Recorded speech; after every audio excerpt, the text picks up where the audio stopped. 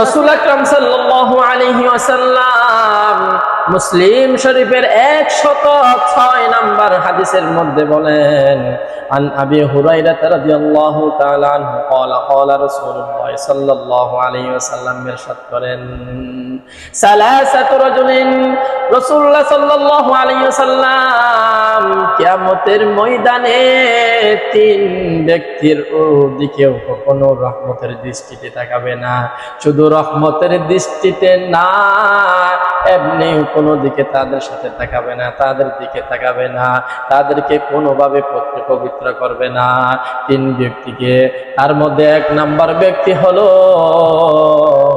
যিনি নাকি মা আসফালা মিনাল কাবাইনি মিনাল ইজারি ফিন্নার। এক নাম্বার হলো যিনি টাকনুর নিচে পায়জামা বা লুঙ্গির দ্বারা ঢাকা রাখে, তাকে জাহান্নামে দেওয়া হবে, ঠিক কিনা?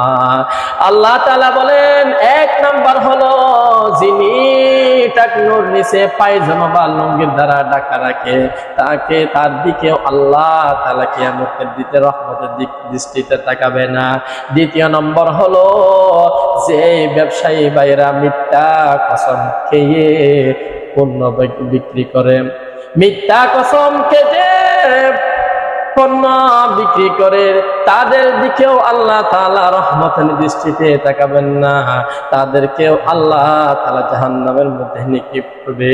তৃতীয় নম্বর হলো যে ব্যক্তি কোনো একটা জিনিস মানুষকে দেওয়ার পরে, কোনো একটা জিনিস হাদিয়া দেওয়ার পরে সেই জিনিস সম্পর্কে ওই ব্যক্তিকে কোটা দেয়, সেই সম্পর্কে সেই রকম ব্যক্তির দিকেও আল্লাহ তাআলা কিয়ামতের দিকে তাকাবে না। অর্থাৎ সারমর্ম বলতে গেলে তিন ব্যক্তির দিকে আল্লাহ তাআলা তাকাবেন না। এক নাম্বার হলো যিনি টাকনুর নিচে পায়জামা বা লুঙ্গির দ্বারা ঢাকা রাখে, অর্থাৎ অহংকারী করে পড়ে, সেটা অহংকারী হোক বা নাও হোক, কিন্তু টাকনুর নিচে পায়জামা বা লুঙ্গির পরা হলো হারাম। দ্বিতীয় নম্বর হলো যে ব্যবসায়ী ভাইয়েরা যে কোনো পণ্য বিক্রি করলে মিথ্যা কসম খেয়ে বিক্রি করে, বলে কসম বলতেছি ভাই এই 1000 টাকার মাল, সে বলে 1400 টাকা কিনে নিয়েছে, এই বলে মিথ্যা কসম পেয়ে কে পণ্য বিক্রি করে।